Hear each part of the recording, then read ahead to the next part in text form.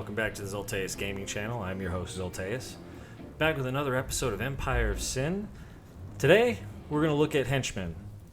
What are the different types of henchmen?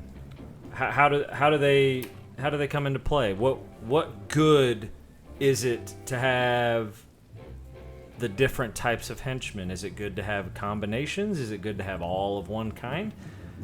We're going to go over some of the pros and cons of each class, and I will let you decide what is good for your play style, but I'll also tell you what's good for my play style, just to give you guys an idea of where we stand. So let's go ahead and load up an old game and see what all those different classes of henchmen are and what they can do for you.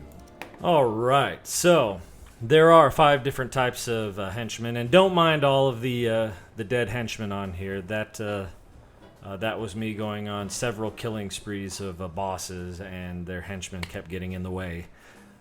So, several different types of henchmen. First one to look at, which we will in just a second, but the first one is an enforcer.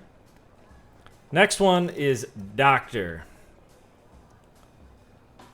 The next one is hired gun. The fourth one is demolitionist.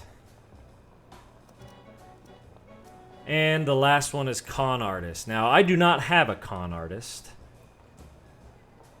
but I'm going to get one and show you guys the progression just to give you an idea. So the first one, like I said, we're going to look at is enforcer. So the big one with enforcer is, if we want to put this in MMO terms, he's basically the tank.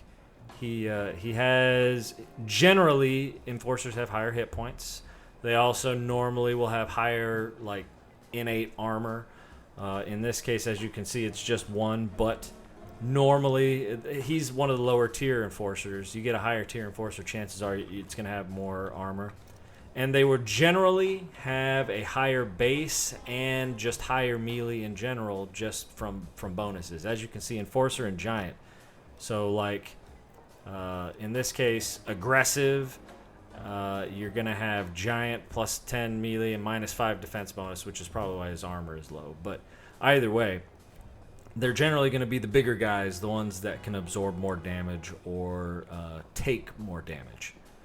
They also, a majority of them will have a higher base melee because that's where they tend to gravitate more towards, is melee. You can have them be ranged, however, a majority of the time they're going to be better utilized in melee because they can just they'll hit more and they'll just do more damage with melee weapons in melee. But let's take a look at their progression. So tier 1, you have draw fire. Taunt nearby enemies, force them to target you. That is 100% a tank. So if you like to utilize situations where you have one person draw more fire, you obviously will probably want to give them more healing items or have the doctor nearby. You can give them the draw fire ability, which is just a taunt. The other one is suppressing fire. Once again, we're talking about an ability that either gets someone to notice you or requires them to have to deal with something else, and in this case, a suppression. So it reduces their ability to hit by 40%. You can go either way. Once again, it's your play style, but very tanky type of abilities. In tier 2, the very first one you come up on is bulwark. So reduces all incoming damage by 10% while in cover. A very tanky type ability. You can also give them rifle training and covering fire. Covering fire is also on the same lines as suppressing fire, so very apropos abilities for a enforcer or a tank. Revenge, you automatically perform a counterattack against any character that melee attacks you. Once again, melee. They expect enforcers to be in melee, so this is 100% a tanky-like ability. Bullet shield, once again, another one of those kind of things. Protect yourself and any allies within range. 40% damage reduction. Very tank thing to do. Same with bull rush. You target a character and charge. Once again, putting yourself in melee range where everyone is going to be focused on you. Tier 4, Shattering Impact. Your melee attacks now have a 100% chance to destroy a piece of the target's armor. Once again, very tanky. Submachine gun training. You can give them submachine gun training. And in this was one of my very first playthroughs, so I wanted to do a little bit different with the Enforcer. But Slugger, your melee attacks now have a 60% chance to cause knockout. You guys are getting the picture here. And then Tier 5, Meat Hook. Grapple the target with a metal hook and pull them towards you. Once again, tank. This is the very definition of tank. So what we get from Enforcer in this case is they are very good potentially at melee. You can make them ranged, so like with bullet shield, either submachine or rifle training, suppressing fire, covering fire, things like that. You can make them ranged, but they tend to shine in melee. You're gonna have a good opportunity to use an Enforcer if you want someone to draw attention. If you want your, say, ranged characters to have more opportunities to shoot. Now, this also does mean that your Enforcer has a much more likely chance to go down, which is why you give them as much armor, as many healing items, you know, maybe even have the Doctor close by. But yes, that is Enforcer. Moving on to Doctor. So, Doctors. Normally, you would see a higher leadership with Doctors. Additionally, you should have a better initiative and movement with Doctors because they have to kind of be all over the place, right? They have to be around. As you can see, no armor. This one has a decent amount of hit points, but they tend to gravitate more towards the healing aspects, right? They're a doctor. Doctors are self-explanatory. I'm going to quickly go over these. So kneecap aims for the knees, so it reduces target speed, right? Obviously, heal. If you're going to hire a doctor, why wouldn't they have a heal?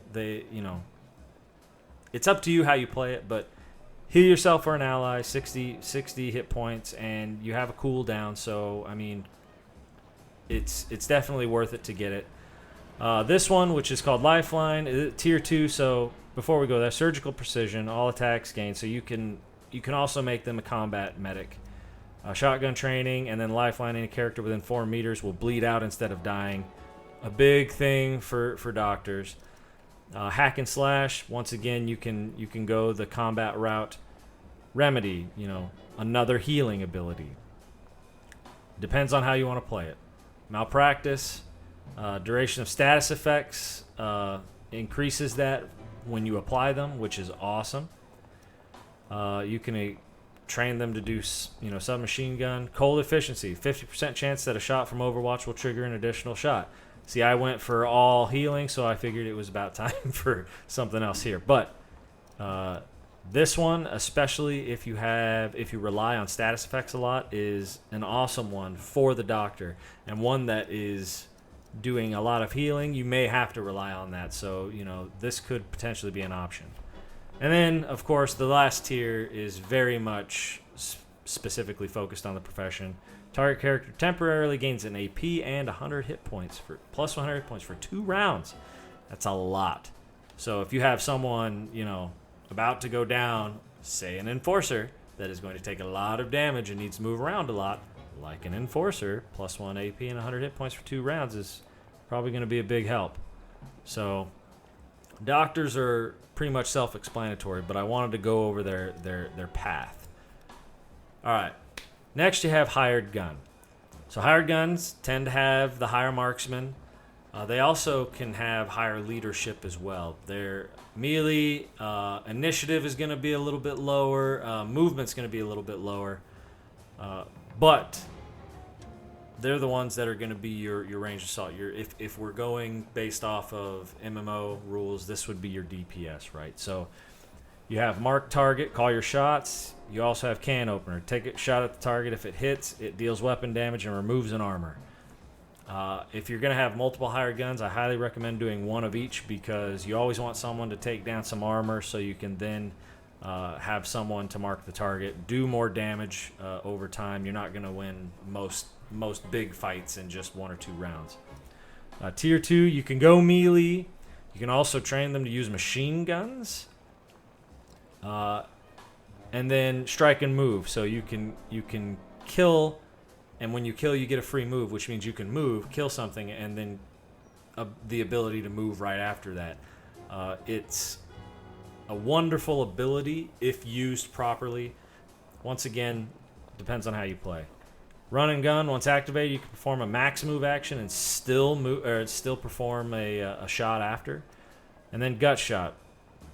Move to the target and fire a shot into their guts. So, as you can see, there's a trend around all these, right? All of them focus mostly around damage. Tier 4, return fire. If attacked, automatically return weapon fire with your secondary weapon. Can only be once per round. Decent if you have good secondary weapons. If your secondary weapon is a basic pistol, you may not be interested in that. Sniper rifle training, 100% an amazing ability to use. It just depends on your playstyle. If you have multiple hired guns, maybe you want to make one long range, and one short range, but it's up to you. Reloading your pistol no longer consumes an action point. If you have really good pistols, this could be a big thing. And then, true to the hired gun profession, Tier 5, gun them down, fire a single shot at every enemy within range or until you run out of ammo. So, as you can see, the hired gun is going to be your DPS. One thing that I would take into account with hired guns is that based on these tier lists, you can make them whatever you want. You can make them, you can differentiate them how you want, and that's obvious based on the different types of weapons you can specialize them with, whether you want them to be long range, short range, medium range.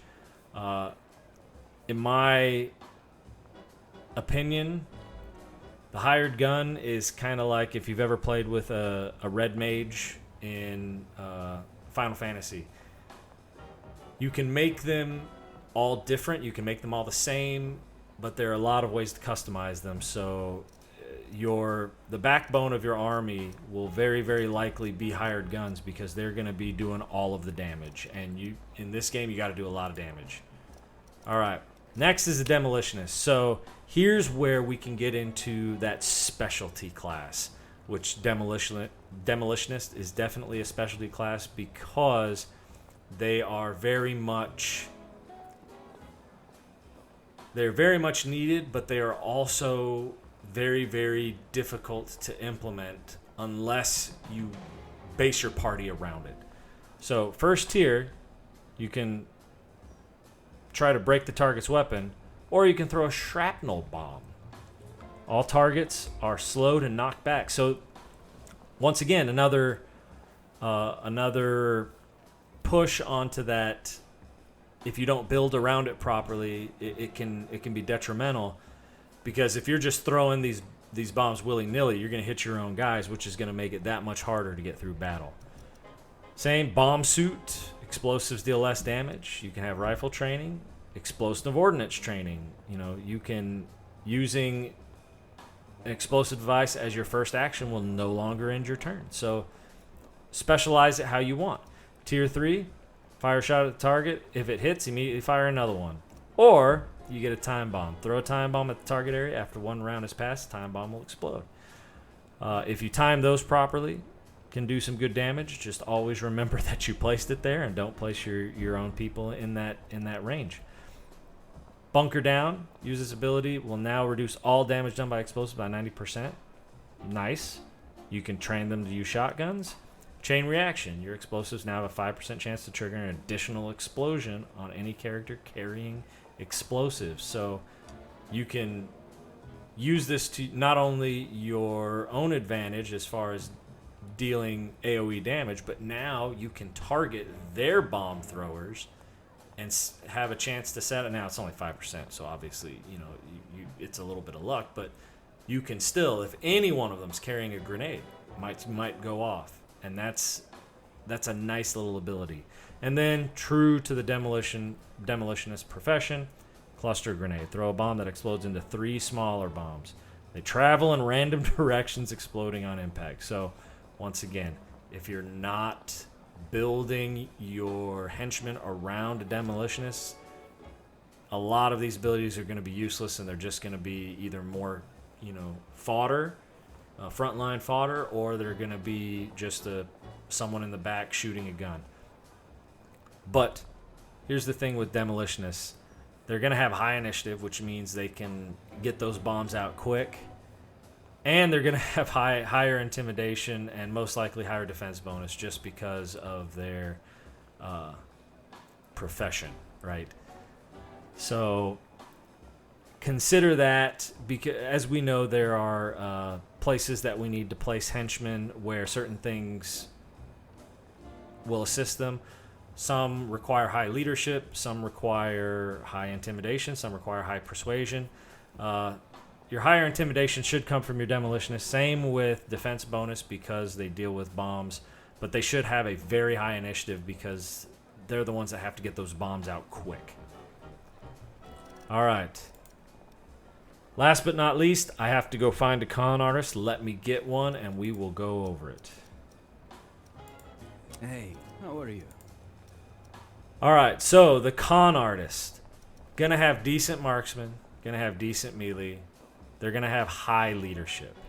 As you can see, defense is 0 and, movement is actually pretty. They're gonna have higher movement. They're gonna have an okay initiative.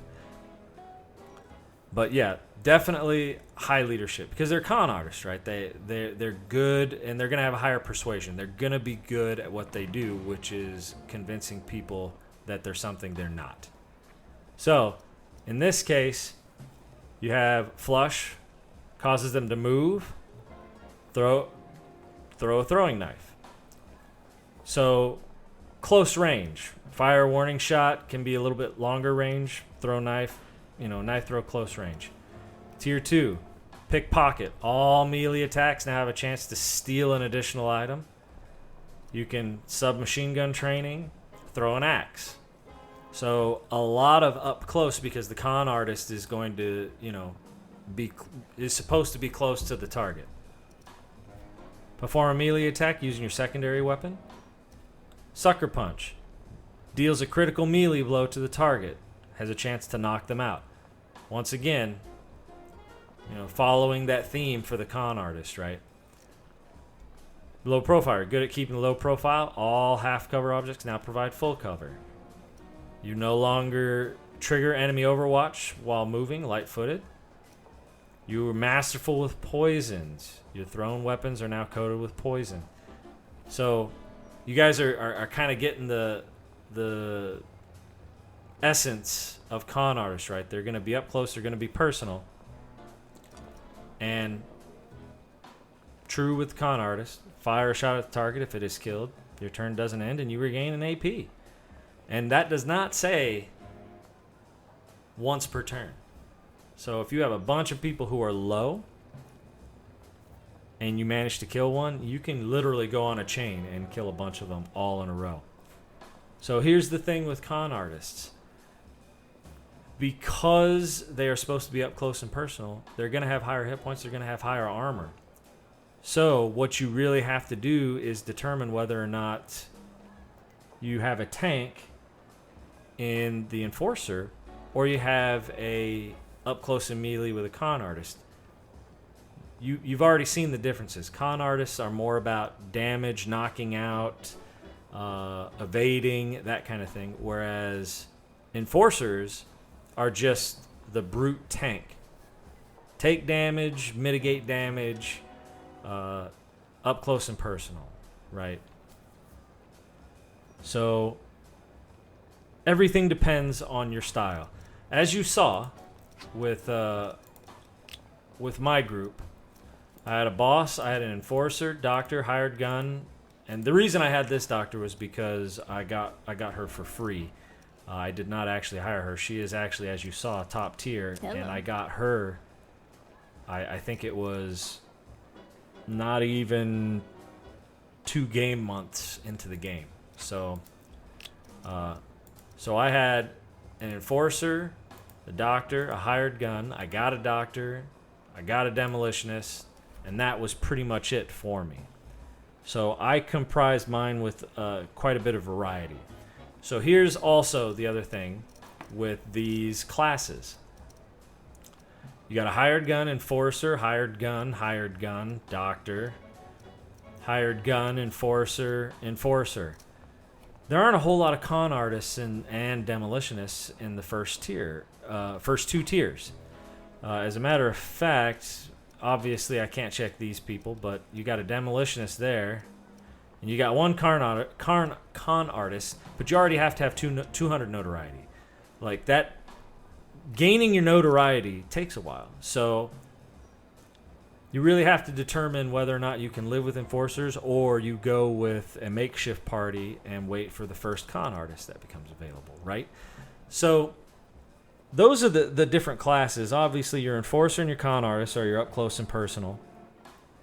Your doctor is self-explanatory. That's your healer. And your demo and hired gun are your damage dealers, just different ways of damaging. So your demo, you just have to build around if you want to have a demolitionist. And your hired guns, if you have a bunch of them, just, put them how you want. I rely a lot on ranged damage. And that's why you saw my enforcer with more ranged abilities than melee abilities. But it's really up to you how you want to do it. Now, I'm not going to do it in this episode. I've already been talking too much. But in a very upcoming future episode, I am actually going to go over more of these, how these benefit each individual, and which ones I would rack and stack higher or lower. So be looking for that video to come out in the very near future. But that's all the time we have for today. That's going to do it. Like and subscribe for more content. And as always, I will see you in the next video.